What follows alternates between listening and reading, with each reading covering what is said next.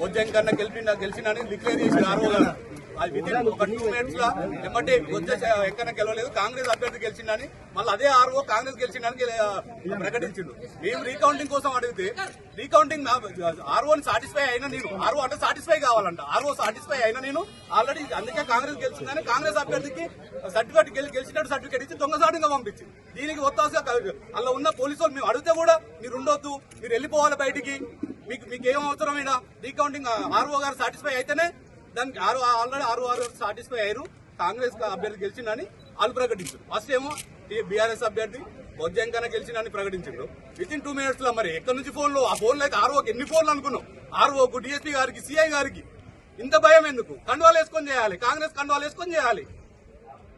అదే మళ్ళీ ఆరో వార్డులో టీఆర్ఎస్ గెలిచిందని ఆర్ఓ గారు అనౌన్స్ చేస్తే కాంగ్రెస్ గెలవలేదని మళ్ళీ రీకౌంటింగ్ పెట్టారు. ఆడ కూడా మళ్ళీ ఆరో వార్డు కాంగ్రెస్ గెలిచిందని సర్టిఫికేట్ ఇచ్చేస్తారు.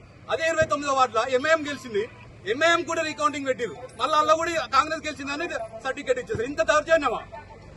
ఎందుకంత ఎంత మంత్రి గారు ఫోన్ చేయగానే ఏమంటే రూల్స్ మారిపోతాయా? పోలీసు వాళ్ళు కూడా మొత్తం కండువాలు వేసుకొని కాంగ్రెస్ కండువాలు వేసుకునే చేస్తున్నారు. ఇంత అన్యాయం జరుగుతుందా?